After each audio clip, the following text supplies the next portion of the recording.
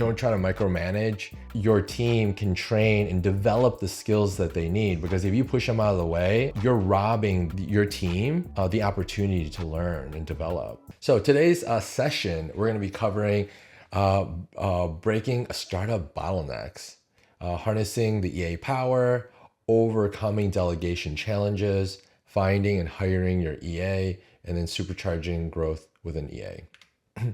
So some of the bottlenecks, common bottlenecks with startup agencies or agencies that are fairly new in the agency world, is that when you, the agency owner, are holding things back due to micromanaging tasks, that could be delegated, right?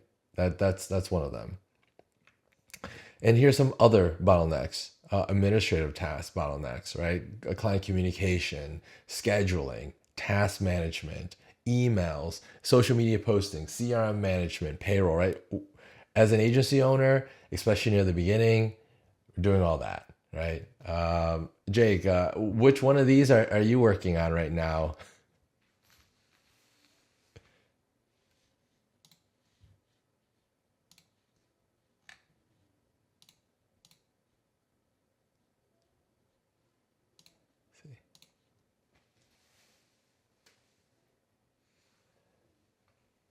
Okay, no worries. We'll definitely touch on that. So it's good that you have your EA working on all these things.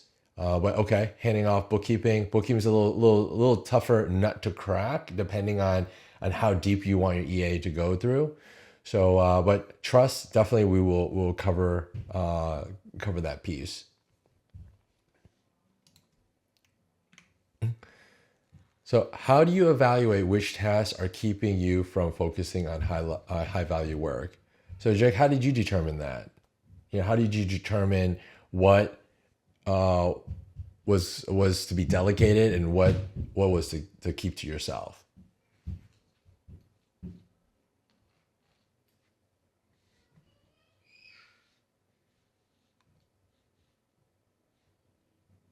Nice. So you wrote down what you were doing every 15 minutes for a few days, and then I'm guessing you probably tallied up, right, all the tasks, and like, man, this is really consuming all of my time. Okay, very good. Yeah, started with emails and calendar. Yep. Very good, very good. So the role of an EA, right, in alleviating bottlenecks. So think of your EA as your second brain, right? Handles details to reduce mental load on yourself as the president or the owner, right, as the entrepreneur. Your right hand ensures smooth operations. Backstage superhero, right? Maintains seamless operations. Taskmaster organizes chaos in order. And then time saver, right? Freeing up our time for growth. So these are all the elements of what an EA should be doing for us as agency owners. So here's some more specific examples of what my EAs have done for me. Like, for example, social media and content. That's one of the common requests. Like, hey, I haven't touched my social media channel or platform in forever, right? I just haven't had time. Things just keep popping up. Well, okay, well, you can delegate that to your EA, right? Just helping you create basic content, scheduling it, monitoring some of the posts, responses, replying to comments. All these things can be done by your EA. Admin and financial support, right? Handling calendars, invoicing, payroll, and related tasks. So you mentioned bookkeeping. Which bookkeeping software do you use? Do you use QuickBooks Online, Xero, or something else altogether? QuickBooks. Okay, yeah, we used to use QuickBooks Online. QBO is a good product. It can get really complex. So one of the things I suggest for an EA, depending on their expertise, right? They may not be certified, QuickBooks Online certified. So that if you want your EA to go down that path, then again, getting the individual to get certified would be good, as long as they want to, right? And as long as that's something that they want to do. But if not, just something, go with the basic bookkeeping. Like for example, just categorizing expenses, not even reconciliation. Reconciliation can get really messy, and if done incorrectly, can make things worse, right? So I would suggest like the very basic things, and then you basically are at the fork in the road. Yeah. So categorizing miles. Yeah. So that's easy enough. Make sure you have a some sort of spreadsheet to show like this for every time you see this, have it categorized this way. Or in QuickBooks Online, it remembers all that stuff. Anytime that's new that the EA doesn't know how to categorize, they can reach out to you, send you a screenshot, like in Slack or an email, say, hey, I think this should be categorized this, just want to confirm. Right, so that will take time, but I think ultimately it's probably better to build a spreadsheet, looking back at the previous year, all the expenses, and then having a category for each of the types. But when you start getting into some of the more complex things, like for example, forecasting, budgeting, even reconciliation, or accounting, special accounting practices, at that point, you want to find not just a bookkeeper, but a accountant. Plus, if they're a CPA, they have CPA certification or something equivalent to that. And then, of course, certification in QuickBooks Online or the tool that you're using. Like for us, we use Xero, so Xero certification. So, and then at that point, it's that individual's not your EA anymore. They're essentially your accountant. So, for example, our accountant, she handles not just the basic bookkeeping, the reconciliation, but she also handles collections. Like part of that is invoice, and whenever there's a new client, invoicing, making sure the invoices are paid, working through like any of the logistical issues or questions that the clients might have, like credit card processing, or ACH processing, and just to make sure that our accounts receivables are nice and low, not some crazy high amount, because we haven't been keeping track of that, right? So it's important to have that accountant do that. So just it's all about timing. Another piece would be task and project management. We use a tool called Smart Suite. There's the Agency U OS, which is in Notion. There's a ton of different tools, but over time, the tasks, the projects get really disorganized. So having your EA constantly review that, making sure the timelines are correct, there's no overdues, tasks that are assigned to you or assigned to individuals are getting done. And that's usually in the beginning. As you scale and get more projects, then either you promote your EA into more of a CSM or project manager, or you hire a dedicated project manager or CSM at that point. Research and project aid. So this is one example. Recently, Gemini 2.5 Pro came out as a AI tool, and I just asked my EA, hey, can you do some research? What's the big differences between ChatGPT and Gemini? Which tool should we be using right now? Which tools are the benefits, or how are they compared?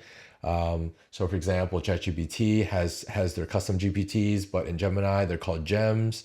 So this research is important. And once we have that understanding, then we share that to the rest of the team. And basically our, at this point of shooting, we basically decided everyone uses Gemini as the standard, and then we still use ChatGPT as a secondary option. Client and team communications, right? Managing correspondence, replying to emails, following up. So it's a bit of not just responding, but also part sales that my EA would handle too. So Jake, any questions? Anything you do, you ask your EA to do that I haven't covered?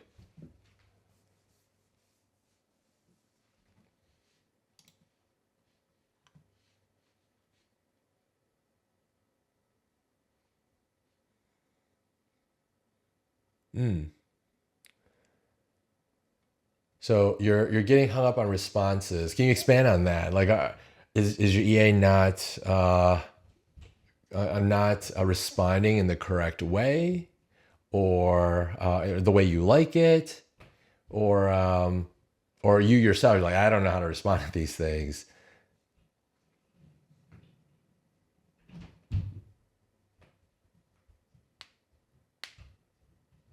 Okay. So one of the things now, thanks to AI, right? It's a few things you can start building. You can start building your custom GPT, or your gem in Gemini. And so when you start building that, your assistant can use that as a starting point and say, all right, well, an email came in for Jake, and from let's say the client's name is Joe, and basically your EA can say, all right, how should I respond to Joe as if I was Jake? And then there's already like context behind it. There's even examples of previous responses from Jake to other clients. And then the AI system can then produce a rough draft. And once you have that rough draft, then your EA can review, confirm that yes, this sounds right. This, there should be a little tweaks to that, and then leave it in draft for you to review, or send a screenshot to you to confirm, and then you provide that feedback. Okay, it takes a while. It's just like no different than training an AI system. Training a human being. It takes a while, and the nice thing is, once you start having, if you don't already have morning calls with your EA, eventually, and also when you're having those calls, when you're providing instructions and directions, don't just say, oh, I respond this way, or say this, do this, right? Explain why you're explaining in this way. Explain the whole sequence of your correspondence before in a previous email. Explain your thought process behind it. And when you start sharing that information, then your EA will be able to help you. And then I see your question, with a custom GPT, would you just download a lot of email responses to help you? You can do that. Yes. You can copy all the responses, putting in a document, upload it. That's one area. But also, I would start off with like, look at all the emails, how I respond. If I were to create a prompt, so you ask ChatGPT or ask AI to create a prompt for you. Okay, so you prompt for a prompt. So you ask it, hey, how would you, based on how Jake responds to these emails, how would you, I guess, label or categorize, or explain the style on how Jake responds to emails? And can you put that in a prompt? So then you have that prompt like, okay, yeah, Jake likes to be more casual, less like corporate. He's a pretty chill guy. His emails are clear, straight to the point, but really chill. Okay, there you go. There's a prompt, right? And then, okay, now using email as your examples, then you have this new example, using your custom GPT. Okay. So that is how I would do it. If you want to quickly get your EA to have a initial, much more accurate rough draft before AI, it would be, okay, well, the EA needs to talk to you constantly, right? And bombard you with even more questions. But you can leverage AI now to be that first check, and your EA doesn't have to bombard you. But he or she still needs that baseline information, all your email threads, some examples. But sometimes your previous emails, like for example, my emails from 10 years ago, definitely, I do not want to do those again, right? So I've learned, right? I've learned how to respond to emails myself. So it's important that you look at which emails are good examples of how you would like to respond. And so that way you're building a better knowledge base for you and what you're all about and what your agency stands for.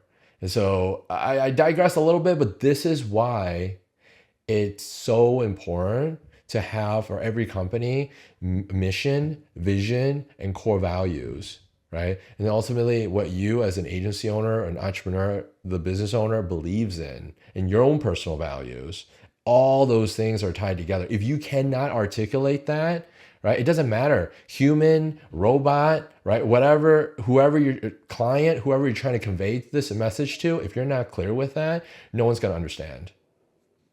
Okay. It's kind of, share with you a bit of light in the end of the tunnel. Like one of my EAs, but she recently, well, not recently, a couple months ago, she was promoted to a recruiter. So she's not my EA anymore, but we still have morning calls. Just this morning, like I was discussing something and I just waited and just like I was just processing, right?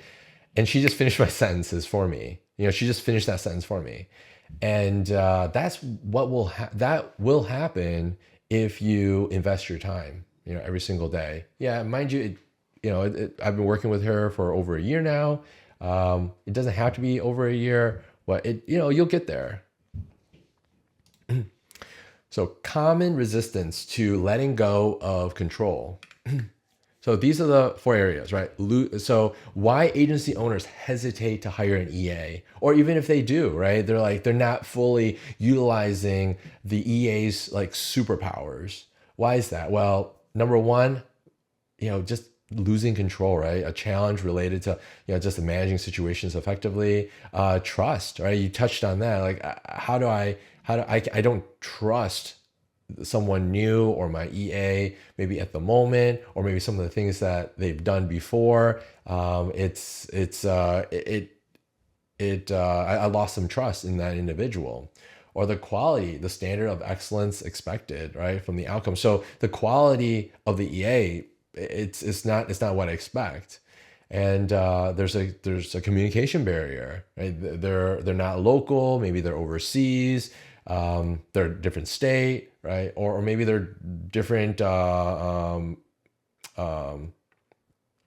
a generation, right? So there's a lot of like variances, right? Variables that will affect the relationship between agency owner and the EA. So and I'll touch a little bit more since Jake, you asked like how do you build trust, and there's in the future slides here I'll talk about some of the techniques, some of the things that will help with that, but just for basically right now to cover like the high level, in order to build trust, you have to first be vulnerable, and number two, you have to earn someone's trust for you to also trust in them. Okay, it's a two-way street. Okay, so Jake, if you could give me a little more detail on what you mean by like trusting your EA, that would help me, provide better recommendations. Okay.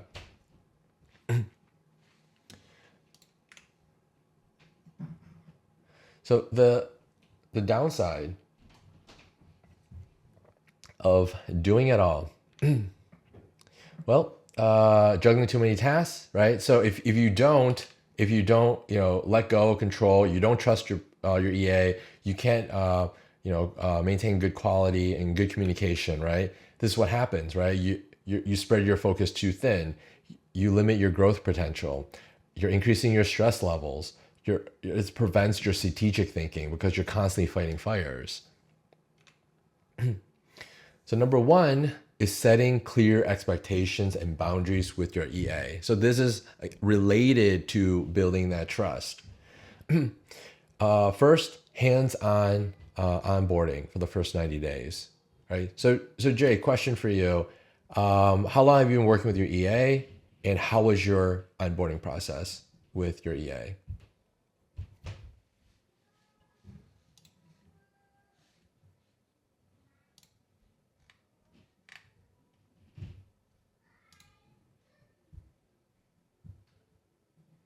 Okay. Yeah. So, so 6 months, but it's your first time, and it's and that's the challenge, right? It's like just figuring it out, and so it's like imagine trying to repair a car while you're driving it, right? It's very difficult. If some parts is impossible, you have to stop, right? And to repair your vehicle, let's say change your tire, and then you're able to get back on the road again. So because of that, and it took me many years through, unfortunately, trial and error on hiring. Unfortunately, I had to let go of people because of my failure as a leader, and it took me a long time to get to where I'm at today, and I'm still figuring it out. I'm still learning, or I'm still improving. There's always room for improvement. Okay.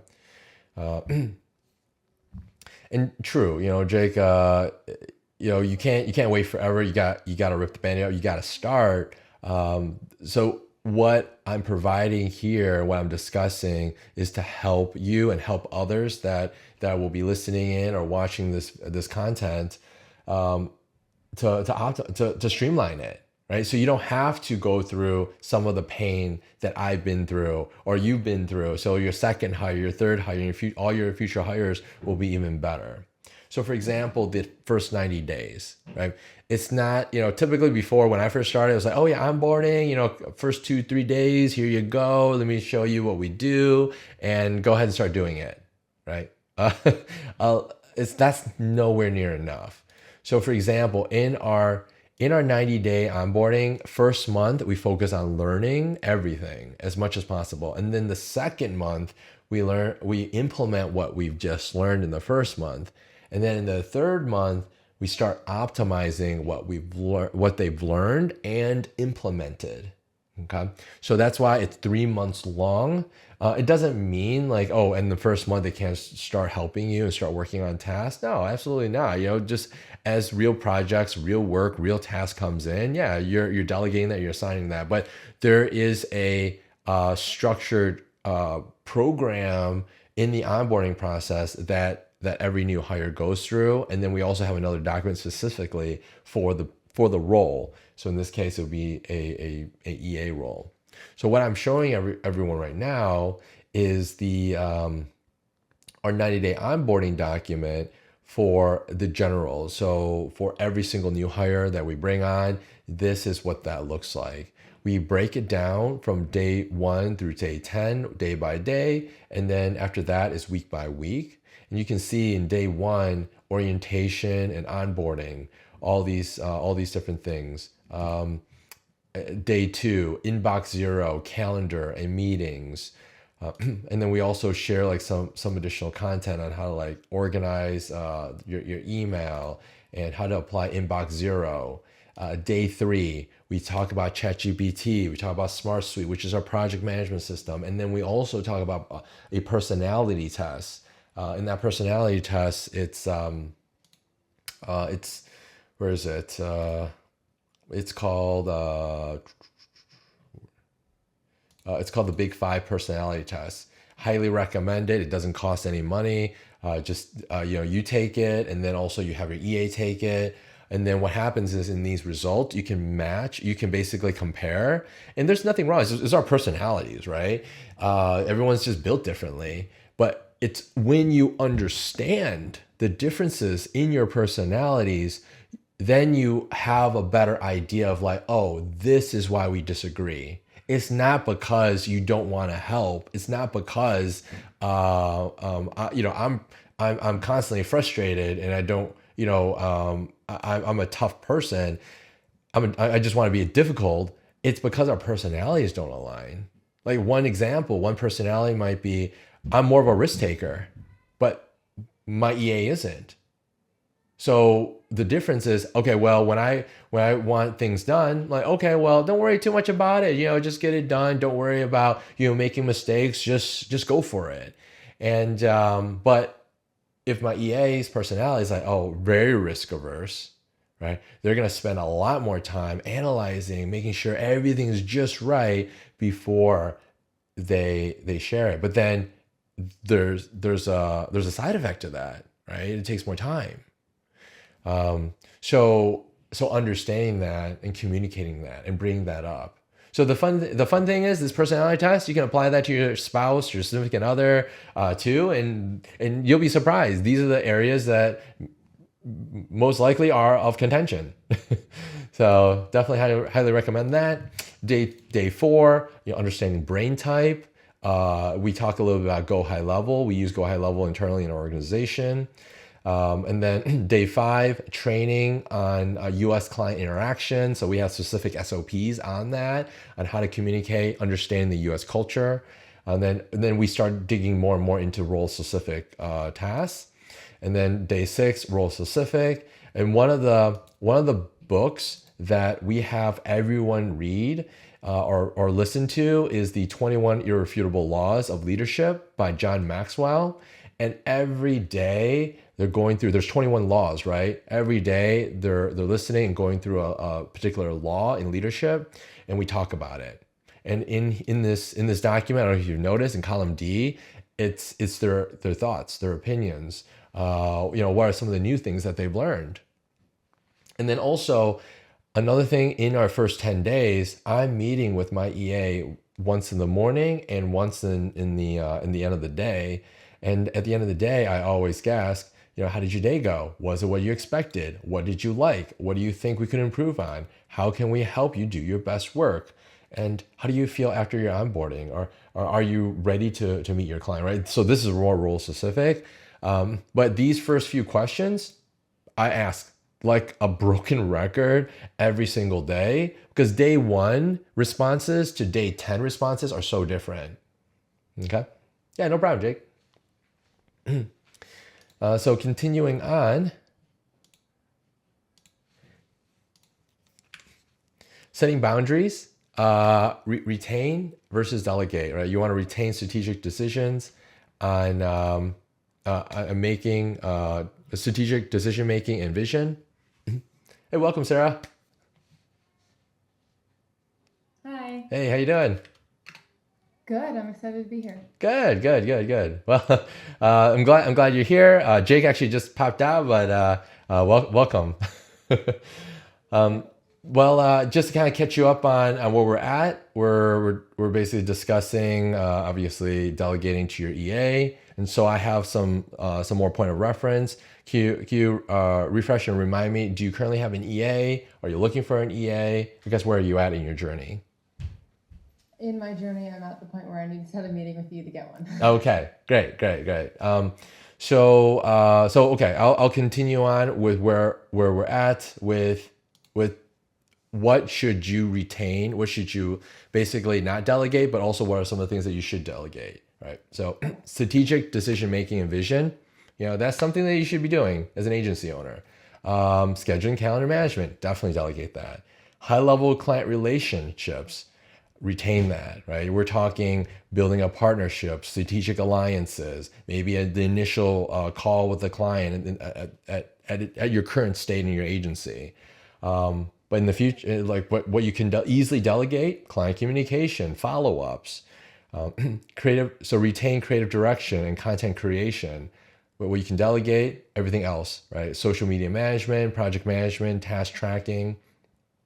You can retain creative direction or content creation. I think I repeated there, but administrative duties like invoicing and payroll, and then you can delegate research and reporting. And then of course, retain confidential and sensitive information, but content proofreading and editing. But even then, like there's some confidential information, sensitive information, my EA also has access to. That's usually later on when I know that the EA can handle it. We built up a rapport, and it's not just the trust, but also the level of responsibilities of something really confidential. We have I built together a delegation strategy doc. So this, Sarah, actually would be really helpful for where you're at right now. If you're thinking about like bringing on an EA, but like, oh man, what should I own and what should I delegate? We have this huge doc and with details of, for example, within calendar management, review and update the calendar data. So now each section has individual tasks that your EA can be helping you with and taking off your plate. Make sense? Yeah. Okay. So there's that. And setting clear expectations and boundaries with your EA. Right? Alignment and vision, prevent miscommunication, boost productivity, and building trust. So, Sarah, just a quick question: Do you have like your core values, your mission statement, and your your vision? For the agency? Yeah. Yeah, I don't have them on a plaque anywhere, but I feel good about them. Okay. Good. Yeah. So tie everything in to all your training, right? To when you're onboarding your EA. Set a schedule, right? Plan a daily one-on-one check-ins. I mentioned this before. Meeting with your EA, especially when they're new. Actually, all new hires twice a day. Once in the morning, once at the end of the day. Set that as a cadence. But in particular for your EA, always daily call. Monday through Friday, every morning. It's like a quick like daily morning, like we call it, like it's more like a huddle. To go over like what's the plan for what's the plan for today, what was completed yesterday, and what are some of the other items that we all need to do, right? Myself and my EA. Provide feedback, track metrics, and encourage two-way communication. So developing trust and delegation skills. This is one of the big questions Jake had. How do you build trust? You start with low risk tasks, right? You don't want to provide some huge ginormous project or high risk task to an EA. You want to start with low risk and then move towards high priority, and then you start providing like client facing tasks as trust builds. For example, I wouldn't just ask my EA to do an onboarding call. Okay, like even the first month or two, but eventually my EA was able to handle that, and the first one was really nerve-wracking for her, and I get it. But it's all everyone falls back to their training. So you train your EA all these small bits. You provide a slide deck. You provide you run a few practice scenarios, and then in the first call, you want to be there, but you're not leading it. They're leading it, right? And then at that point, after the call, you go through basically a post-op, right? A debrief. How did the call went? What are some of the areas you think you can improve on? When they've handled that risk or big risky task, and the encouragement, right? And then next thing you know, your EA is now able to help you with onboarding calls, right? So it's one of those things where I hear agency owners ask all the time, like, "Hey, can my EA, run my calls for me, or do this, be client facing?" Yeah, absolutely, they can, but it's up to your training and your support and your encouragement for the individual to be able to shine, right? To be able to do that. What doesn't work, when working with an EA, right? Don't try to micromanage. Resist the urge to take control back. I've done that in the past and made that mistake many times. Whenever there's a fire or an issue, my first gut reaction is like, okay, get out of the way. I'll do it myself, right? I don't know, Sarah, have you ever experienced that? Yes. Yes. Right. Well, not micromanaging, but sometimes obviously I feel if I want to get something done right, it sucks that I feel like I have to do it. Yeah, like I gotta do it myself, right? One like a mental hack that I have is that the first thing I think about when things go wrong is that, all right, going through a debrief and seeing what was the trigger of that, right? Why did that happen? And challenging myself, how can I develop and train the individual to course correct, right? To correct that and now fix the mess, right? And also prevent that from happening, right? And really 9 times out of 10, it was my fault to begin with.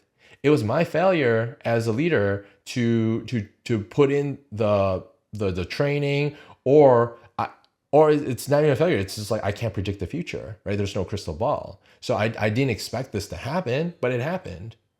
So now at that point, it's just forcefully slowing down and correcting it the right way, right? And only then your team can train and develop the skills that they need. Because if you push them out of the way and say, all right, get out of the way, I'll do it myself, you're robbing your team the opportunity to learn and develop, right? And then also you're robbing your own future too, because now you're stuck doing that, and you're always going to be the go-to person to fight all the fires, right? So under communicating, right? Setting up expectations early and communicating regularly, right? That should be the solution to that. I always look at it as you're better off sharing too much than too little. If you share too little, then there's a lot of room for error. So sometimes I go in more detail, more structured communication, and I ask questions, like, so just to test to see if the individual, like my EA, understands what I'm asking for. Unclear boundaries, right? What tasks should be handled by you versus the EA, and how to respect that separation. There are times not just the EA, but the individual, and you'll start experiencing that as you hire more and you have more. Basically, you have a management layer. Is that I try to avoid doing someone else's job or taking over someone else's job. When that happens, or taking over their work, then that means that they lose that opportunity to grow and develop, and then it's back to me, right? And the next thing you know, I have a whole team of yes people, or hey, let's ask David, right? I don't want that, right? That would be extremely stressful. I just created a glorified job for myself, right? So here are some scenarios. Okay, and these are real scenarios, but we obviously changed the names, right? Redacted, or not just changed the names, so it's we don't actually bring up their actual information. So so what happened with Anthony and his EA Martha? So the problem was like Anthony came to us and said, "Hey, EA is not accomplishing enough tasks and keeps on logging out early." Okay, so our first question was, did you talk to EA? And he said, oh, well, in the middle of the month, one time, last month, in the middle of the month. And did you set any expectations? No, didn't set any expectations from the start. And he also ignored the fact that she was logging off early. Okay, so... And I get it. Most people are afraid of confrontation, right? This is confrontation, like, oh man, you have to tell them that you're logging off early, right? But here's the issue, right? If you don't communicate, if you don't set expectations, no one's gonna win, right? You as an agency owner, you're gonna get that bottled up. You're frustrated, and and you feel like that EA is not doing a good job. And then the EA also feels that even if you don't say it as an agency owner, that person will feel the negative energy, right? They're going to feel like, oh man, what's with the attitude, right? Anthony's used to be really chill, but now every time I jump on a call, it's like he woke up on the wrong side of the bed, right? What's going on? So it's important to talk through those things. Right? Anthony talked to his EA, Martha, to set clear expectations. The result, right? Martha has a clear idea what needed to be done and work with a schedule both agrees to, right? And in this scenario, like the reason why Martha had to log off early was because she needed to take care of her kids, right? but Anthony never asked, right? So, and it could be any reason. It could be justified, it could be unjustified, right? So both, yes, you can say there's responsibility, right? It takes two to tango. It's both Anthony and Martha's responsibility to communicate. But in general, more of the responsibility falls on the leadership, falls on the agency owner than the rest of the team, right? You're the leader. You have to set that expectation, that example. And in that communication, right, you don't have to be confrontational, right? You can say, hey, if I was Anthony, I would say, hey, Martha, our standard workday is 9 to 6. I noticed that you've been logging off a little bit early. Do you, would you like to restructure our working hours? Is there something that you need to jump off? Because I really need you near the end of the day because of these items.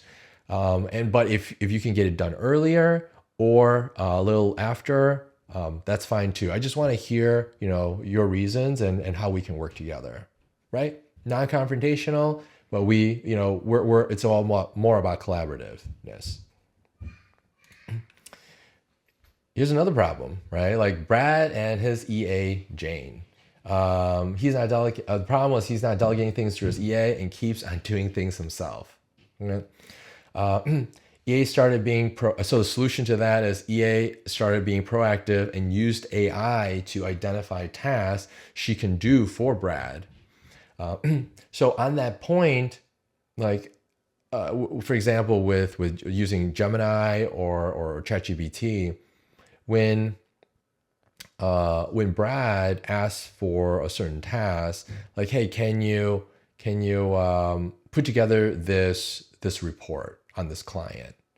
Well, Jane can ask, okay, well, Brad wants me to put together this report on this client. What are some of the questions that I should ask Brad so I have a better context, but also help him in other areas related to the reason why he asked me to do this task in the first place?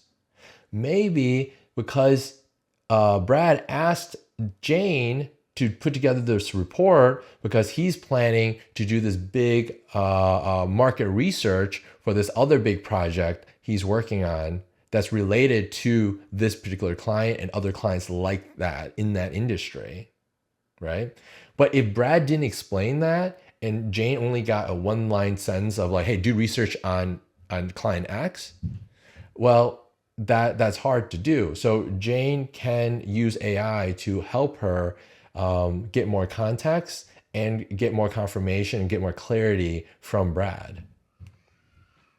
And so that way, Brad doesn't stress out and feel like he has to do everything himself, and Jane is a lot more thorough. And then of course, daily calls, right?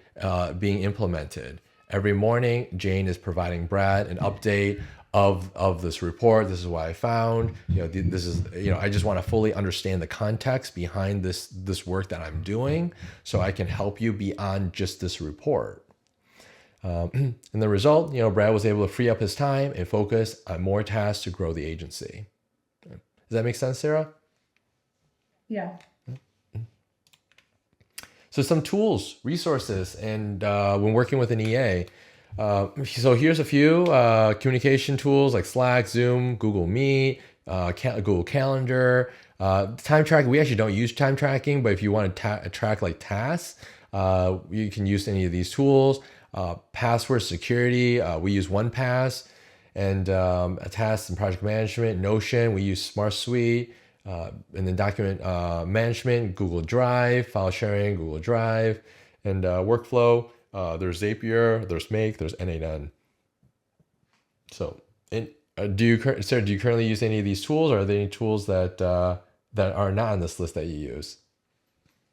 Google Meet, Google Calendar. I don't have the time and task tracking. I've been looking into that. Password security, that sounds really helpful because right now it's just a Google Doc. Oh, yeah, don't do that. Yeah. Yeah. Notion, I'm not at that point yet in Agency U. And then Google Drive, Dropbox, of course. And I'm just starting e-signature, I think it is. And then that will make me use Zapier. So Okay. Cool. Cool. most of these, but eventually all, most of them. Yeah. Yeah. It sounds like the most important area. I really time and task tracking, not the end of the world. But most importantly is your password security. You do not want to put it in Yeah, some Google what Doc. I've never heard of those. What are those? So what happens? I don't know if you see this. It's basically you put you memorize one master password, and all the logins are stored in this tool, and For my employees. for for you and for your family, for your employees, you can have different what they call vaults. They're vaults. Okay, those, Okay. and so the login. So it might be like your personal stuff. Like it might be your Netflix login. You can just share your Netflix login with a link, and they can see your ID and password. But then whenever you change it, it will also be updated in the vault, and everyone that you shared this to will also have access to it. Make sense? Yeah, I think that's great. And most hacks happen not because the password was like stored in the wrong location. Is because it's stored with the same login, like a password and ID, over and over again, maybe with a number at the end that changes it. Where here you can make the password really complex. So you add the complexity, and because it's in the password like tool, it will log in for you. And there's a mobile app for it, and there's a browser extension for it. So when you go to a site that has your password saved, it can automatically fill it in for you. Okay. Yeah. So And if you, then what is the toggle harvest and rescue time? oh, that is more so for like time tracking tasks or their day.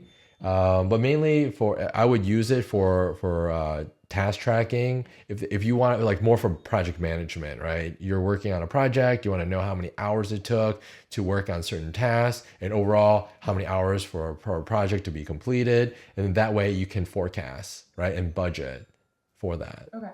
Right. It's not necessary. We actually don't use it. It's just we tried some in the past. What I do not recommend is like monitoring tools, like the ones that monitor your screen or your keyboard clicks and stuff like Yeah, that. like how do I not make them feel micromanaged, but I genuinely just need visibility on how long does this take you? So you measure by result, and you ask you ask the individual, like you have a project management system, like you track everything in Notion, or you track everything in Smart Suite or Monday, or just a project management tool, right? And in the project management tool, you have tasks that are part of a project, and in that task there should be a field called, let's say, time. And so they can manually put in the time to still give you the data that you need to track how long a task or a project takes.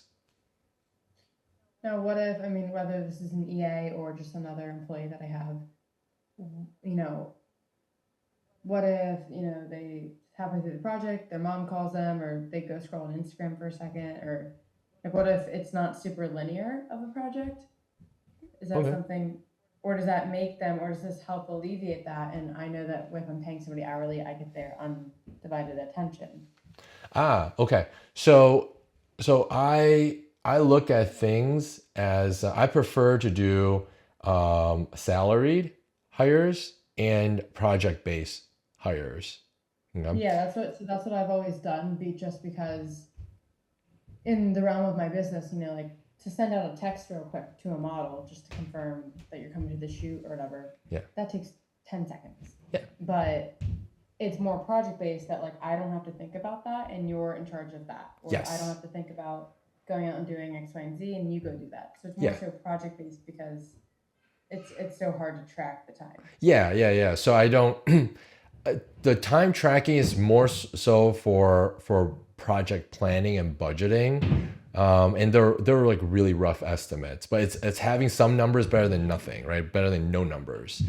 But when you're delegating and assigning work, assigning getting it to the end result, completing and meeting objectives is more important than anything else, right? So are they able to complete it in with quality and within the time frame? If they are able to do that, personally, I doesn't matter if they're text messaging their friends or their mom, they have to drop their kids off at school, right? Because now it's the level of responsibility, right? They have their personal responsibilities to the organization and their responsibilities in their own personal lives, right? It's their own responsibility to take care of all that in their own life. Make sense? Mm-hmm.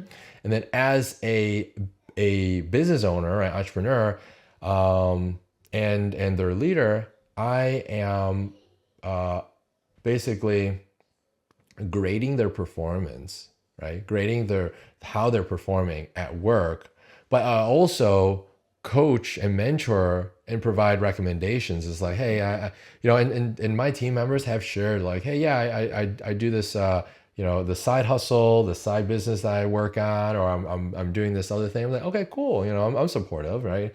And we talk about it, and I give them some suggestions. But also, I mentioned like, hey, make sure you don't overwork yourself and don't stress yourself out, because at the end of the day, it's not, is it really worth it, right? Because if you're stressing out, you're making mistakes at work, it's going to affect your job performance, your work performance, but also your peers, your colleagues are depending on you. Our clients are So depending on you, I'm dealing with that right now. right? I have I don't know a ton about the structure of my business, but I have somebody right now that's been a production assistant, and Mm-hmm. I want to get an EA because she is more creative and she can do more serious work. Yeah. Like she doesn't need to be doing scheduling and emails and stuff like Yeah. that. So that's why I was interested in the EA. So I do all the EA things because I don't want to put that on her plate. Anyways, Oh man. she I want to build scaling the agency so that I can get to the point where I can give her a more stable salary, right? So Mm-hmm. I don't give her, a full living right now, but maybe like a half living. Yeah. So obviously motivated to go get exterior side work. Yeah. So lately she's been getting that, and she's been dropping a lot of balls, not communicating. Like right now she told Mm-hmm. me that she's out the next 3 days, and I had no awareness of that. Yeah. And there's a lot of projects that are having to be done yesterday and today Yep. that I'm just in the dark with because Mm. I had no clarity that she was out for 2 days. Yeah. So yeah, this stuff is happening, and from a leadership and managerial standpoint, she's also a friend. We've become friends through spending every single day together. Mm-hmm. But I'm trying to put on the friend hat, trying to put on the business hat, and it seems like she doesn't understand my point of view, but I think it's wrong. Like I Mm-hmm. think that everything could have been avoided with proper communication. Mm-hmm. Yeah. Yeah. But she thinks it's unfair that I expect her to only have my agency because of what I pay her, and I understand that as well. But with the What right do you mean by that? communication, Like only have the agency? Like what do you mean by that? like because I am unable to pay her at this point a full, like she's project based, right? So it's not Okay. salary. So Okay. the amount of projects I give her is the amount of income she makes. So it's very contractor based. It's like, Okay. okay, what'd you do this month? Yeah. And I get billed in Yeah. that way. Okay. So Very clear cut. yeah, so it's not a full living salary at this moment. Her parents still help her, and that's Okay. kind of Yeah. Yeah. dependent on But the family. that that is not your prerogative. Like you are Right. responsible for your own business, right? That's your focus. And for her responsibility is to deliver good quality work. And if she's Mhm. failing on that, then a discussion is necessary. Yeah, I'm just, I tried to call her this morning. I'm trying to formulate the discussion because she is framing it that I'm unsupportive of her goals, which is to Mm, grow. And I'm like, I'm mm. not Okay. supporting your external work. I just need you to be reliable in, what you signed up for. Yeah. So I would approach this like no emotions, right? It's clear cut, black and white. Here's the project, right? This is what my expectations are for you as what's her title? Project is, production assistant. Production. Okay, production assistant. As a production assistant for projects, this is my expectations, and you can say, hey, I apologize if I didn't make it clear before. I want to make it clear so there's no missed expectations, right? I just want to clear it and make sure we are all on the same page, right? Because I don't want to be frustrated. You don't want to be frustrated, right? I want to help you, right? I want to help, really, truly. Like I would say that, like I want to help you too, but in order for us to be able to work together, right, to create a win-win, we need to have clear expectations, right? And then so you start off with like, here, this is how I would, this is how I see it, and but also understand that if there's certain pushback that maybe you're okay with, they're called, basically I look at them as a compromises, right? Like there's things where like, hey, Sarah, I can't respond within 10 minutes, okay, 15 minutes. I'm just making this up, okay? Like Sarah, I can't respond in 15 minutes, but I can respond within the hour, right? Then on your end, you have to decide, are you okay with that? Are you willing to accept that?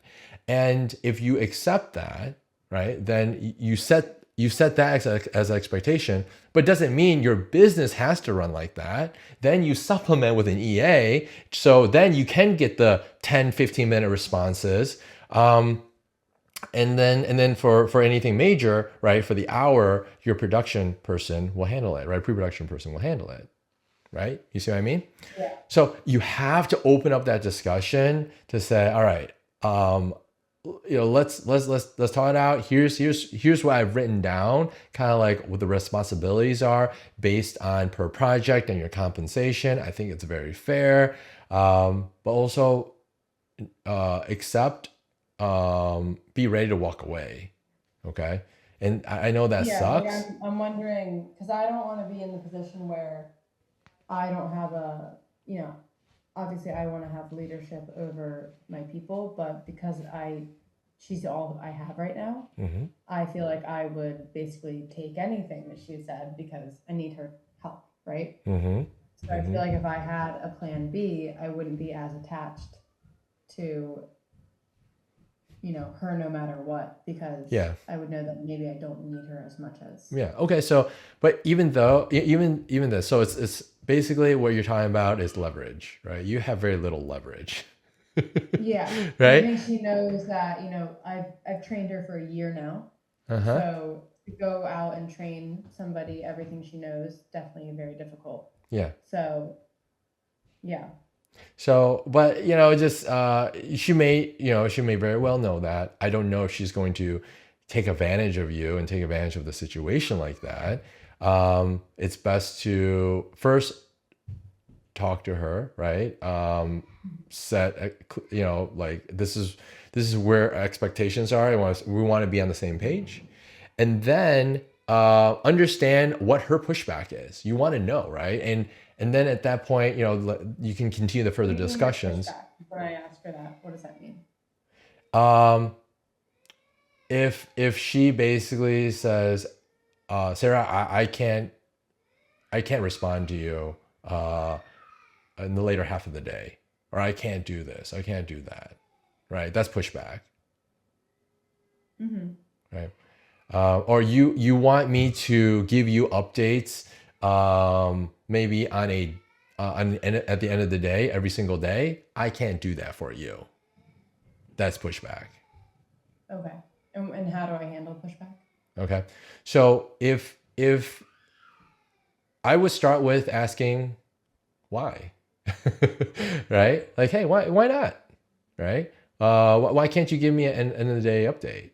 Right? It's just like, it's important for me to understand where you're at. So, we can help the client, right? Move forward. And then based on her reasons, I'm thinking about how to solve a problem. It's not like, oh, it's me against her, right? Or you against me. It's about, okay, why? It might be at the end of the day, I need to pick up my child. I need to do this. I need to do X. I need to do Y. Okay, cool. Well, how about this? Instead of the end of the day, why don't we just give me an update in the mornings? Right? I just need an update, some sort of daily update at a set schedule. Cool. Okay, Sarah, that works. Right? But you got to dig deep, right? You got to ask. Yeah. You got to get more clarity. Right? So I personally think I don't think people are monsters or they're out to get you or anything like that. It's just like everyone has their own life, right? I mean, just it's understanding. Sometimes you got to stop and see what others are trying to do, and meet them where they're at, and then maybe they'll meet where you're at too, right? But there are certain things that are unacceptable, or maybe like expectation wise, quality wise. Like for example, thing that I would not accept is sloppy work, right? Or not communicating. How do you address sloppy work? I mean, again, the things I love about me make it difficult to be sometimes a very hard cut leader because, I am warm, I'm friendly, I like to sugarcoat, like especially, from girl to girl, like in this workspace. Yeah. It's not like it feels very friendly. Yeah. So You can. when I have to put on this like serious hat and basically be like, I'm very unhappy with your performance, I can't say it like that. Although maybe this is a me thing. I feel like if I were a 50-year-old man, I could say it like that. But because I'm just girl to girl, I have to be like, okay, that was a really good choice. But like, what would you think about like I'm having trouble balancing the friend hat and the business hat. And what I'm saying, what I'm telling you now is you don't have to. You're thinking of like, oh, I gotta be a friend. I gotta be leadership. Why can't you be both, right? And the thing is, you might not like how, right? Dave, how do you do both, right? No, I try to go. Right. I'm just trying to, like when somebody does really lousy work, which 100% has. Yeah. I don't even know how to address it. So. Because I don't want to hurt her feelings. Well, here's the thing. You wanna. So this is I'm gonna be a little tougher on you, okay? Yeah. I need to grow and learn as well. It's first of all, it's how you think about the situation and how you think about your business and the people you interact with, and also think of it not from a present time period, but also for many years in the future. Okay, so I would let's just say let's just say we're having discussion and you're my EA and there's a I'm frustrated with like you're not consistent with your work, right? In my mind, I'm thinking about a few things. I'm thinking about the future of your future, and I'm thinking about the future of the organization. It's not about me. Not about me. Especially think of it this way. When you start hiring more people, you as the CEO, the president, the owner, you are responsible for the lives of your people and their families, right? Because they're putting food on the table. If you fail as a leader, people starve, right? Yeah. They may even become homeless. All right. That is the weight on your shoulders. Right. And then also the clients that you serve, if you don't do a good job, you don't take care of them, they could go bankrupt, especially if you're in the marketing space, right? You don't do a good marketing campaign and they don't get business, they go out of business, right?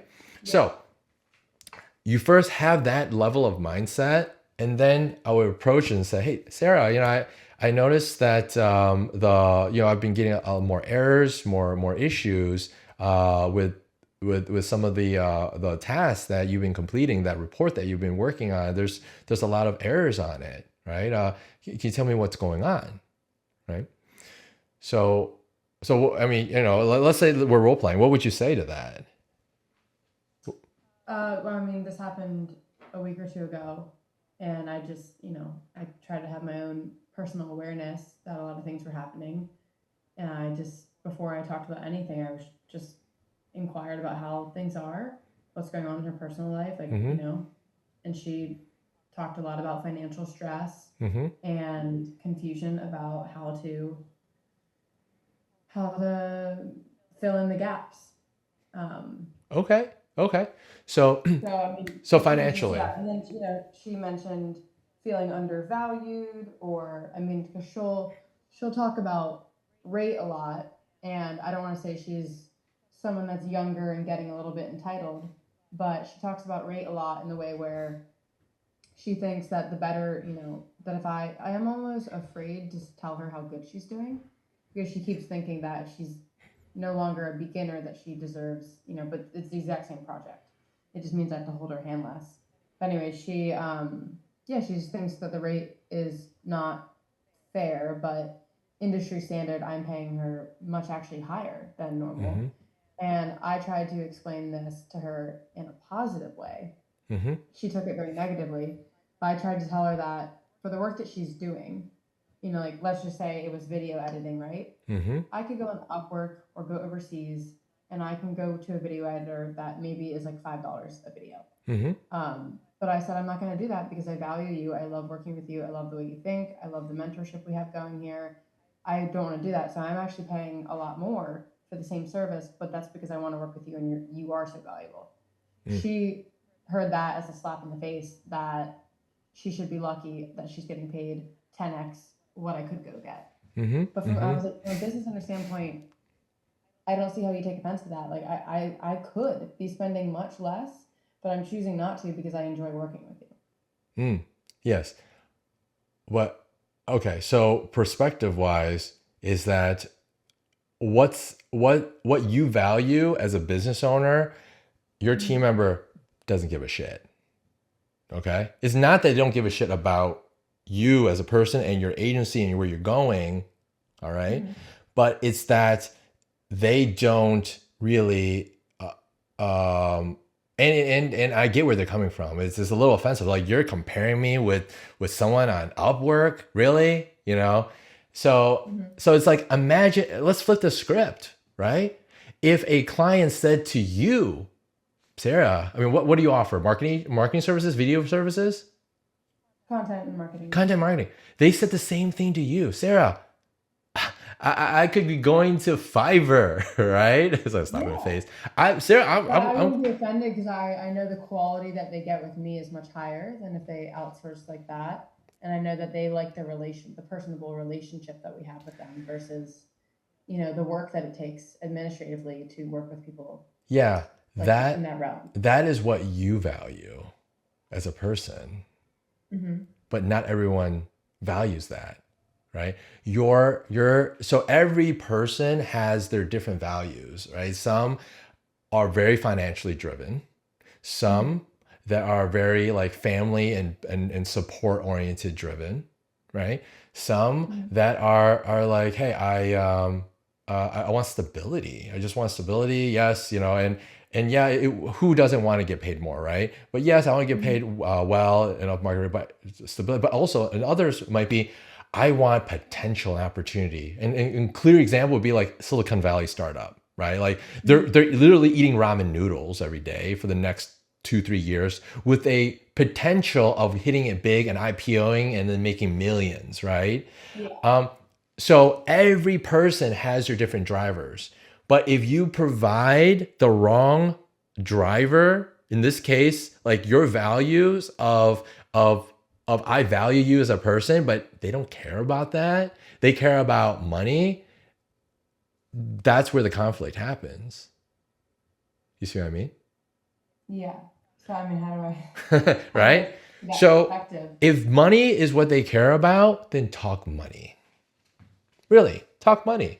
You're a business owner. Talk money. She wants No, to, no, but I right? don't want to be offensive because the actual reality is that, if I did pay somebody on Upwork or overseas or something, No, no, no, the work that she's doing, she's very beginner. So the problem is that I actually believe that she's overpaid and that she, I'm I'm paying her well because I want her around and I want her to keep growing under me. So here's how I would present it, right?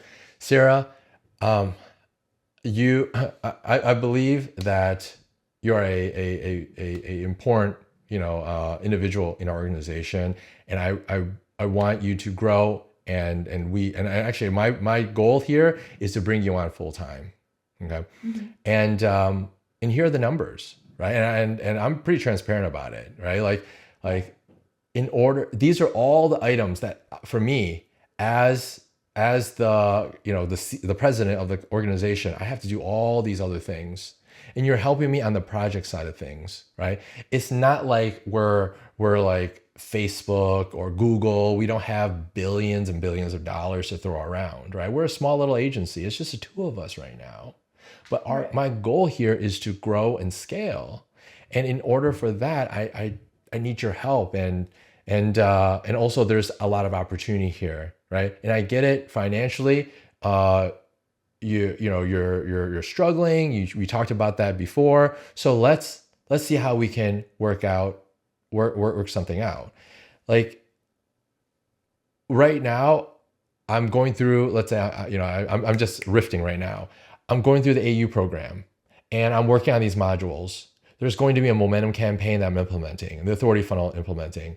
And we're going to be spending about $1,000 a month at least on ads.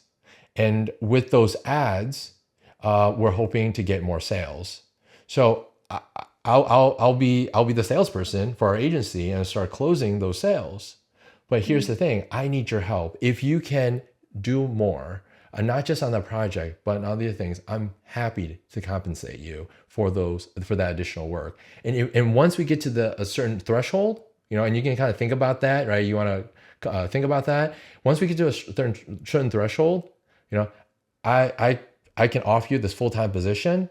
And on top of that, like, I don't want you to do the work that we as an organization could outsource overseas to decrease our overhead, but also still good quality work. Instead, I want you to be one of our leaders. I want you to help manage that team, right? Mm-hmm. Is that something you're open to? Yeah. You see? She is, and that's the issue, is that it's this bingo.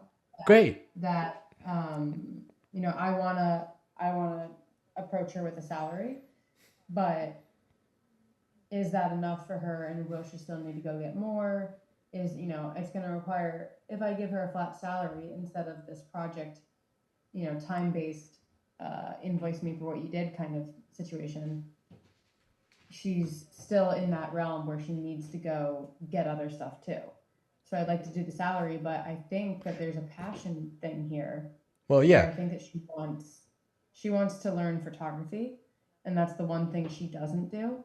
But from a hiring standpoint, on my projects right now, I can't bring in a day zero photographer to fulfill that role. I need to bring in somebody experienced that I can count on to do the project.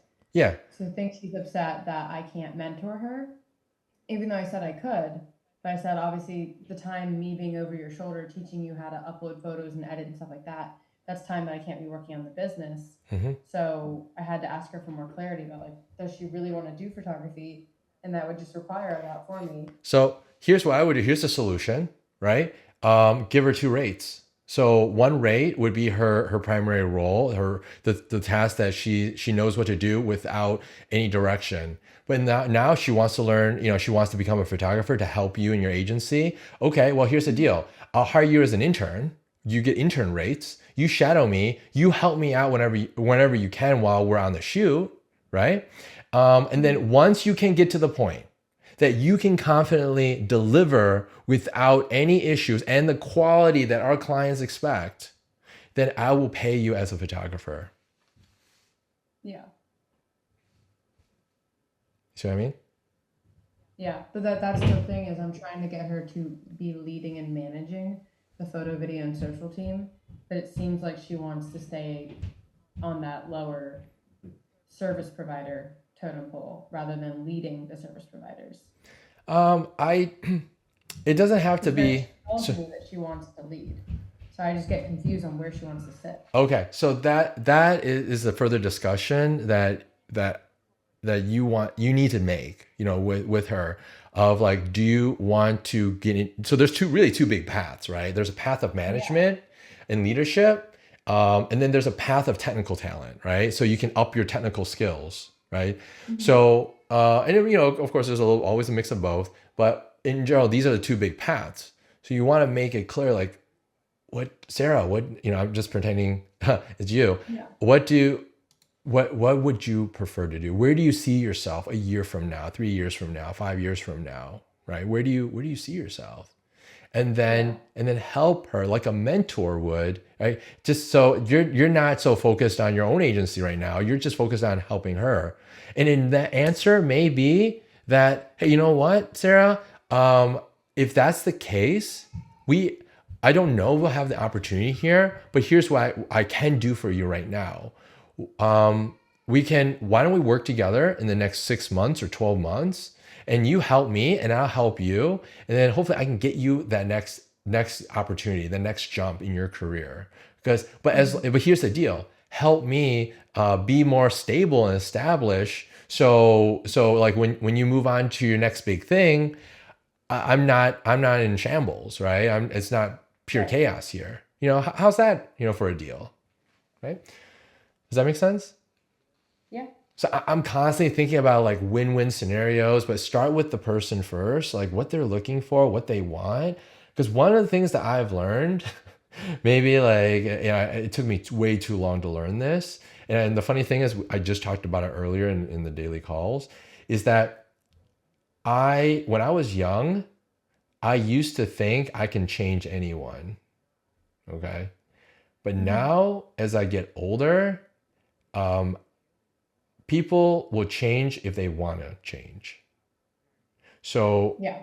so I have to first understand where they want to go and what they want to do, and then be supportive and help with that change. Okay. Yeah. So you may be right, but I kind of doubt it. But you may be right in that, oh, she's just happy with where she's at. But no, typically if she's young and she's ambitious and she wants to make more money, chances are she just doesn't have clarity on how she can get there. And so in this day and age, employers, CEOs, presidents, owners, you're doing a dual role. You're a role of running your business and also like a career counselor.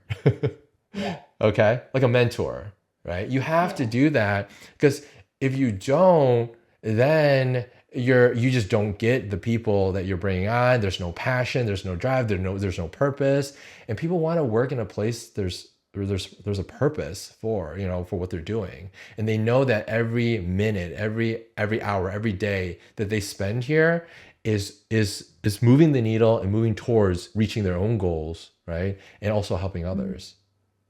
Yeah. Make sense? Yeah. No. Uh, well, but thank you so much for asking these questions. I'm hoping I'm able No, to and help. it came at a good time. Good, good. This is my morning's been, consumed by this, it feels. Yeah, I know. Sometimes it's like it's not just the morning, right? It might bother you the whole weekend.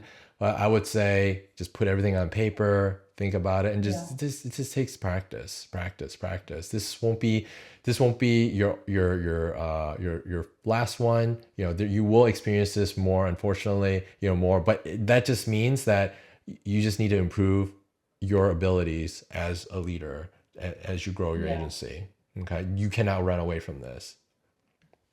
Yeah. So, other useful resources for developing an EA partnership: courses, books, webinars, communities, conferences.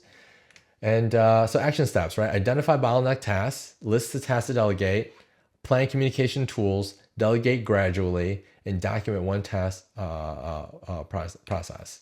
So, well, question, I guess, not this particular question, but I guess, in your scenario, Sarah, what's your game plan?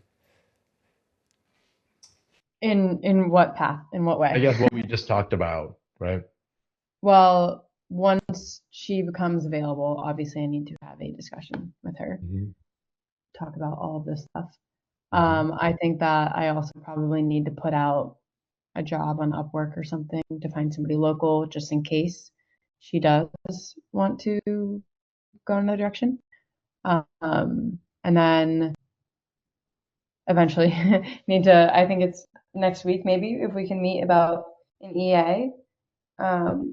And yeah, I mean, I just need to obviously, I like learning, I like growing, I need to continue. This is, I wouldn't say my first time in a leadership role, but the more I manage people, the more I'm going to be learning about how to properly manage people. And the type of leader I want to be is the type of leader that I want to have. So, my friend's over at my house last night crying because of the way that her boss speaks to her. And part of Yeah. me is like, wow, like my friend is so upset. Like I would never treat somebody that way ever. Like this is insane. I didn't even think Yeah. leaders could be that way to people. Yeah. It's Yeah. inhumane. But then the other part of me is like, wow, she is making sure that everything she does for her boss is more than perfect because she knows that her boss has strong boundaries. And so part of me, maybe this is bad to say, but part of me is like, wow, I think I'm way too soft because I'm constantly let down. I have two assistants in my life right now, and everything I do, I have to redo it because it's not done the right way. Mm. And I'm just so nice about it. Yeah. And it's upsetting financially because I am paying these people my Yeah. own personal money to make my life easier, and it's not easier when I have to do it again. Yeah. I think of two words. I think of compassion yet firm. Yeah, and that feels like the common lesson that I'm trying to articulate and learn and hone that skill Hmm. while I've, been operating a team in this agency. This Yeah. agency was just me at first, now it's me and two people. And, I really, it's hard because my values as a person is warm and compassionate. But Yeah. as a Yeah. leader, And I do don't not change want, that. yeah, but as a leader, I don't want to be taken advantage of. And it is really, I can only be mad at myself. It's really shitty when you pay money and you're just like, for what? Yeah, but also like what I just shared with you earlier is that if you can help your team members realize that that you're providing this, like you're sharing this critical feedback Hmm. to them for their benefit, which is true, and Hmm. for the benefit of the people that we serve and we help, right? Then Hmm. it's not about your ego. It's not about like your selfishness. It's about you truly here wanting to provide a better solution and better opportunities for everyone. Yeah. So that's part of compassion, but yet strong leadership, right? So it's like you don't have to be like, definitely you're not this type of person anyways. Like you're not like screaming at them, like, what did you do yesterday? Why didn't you report this? That's ridiculous, right?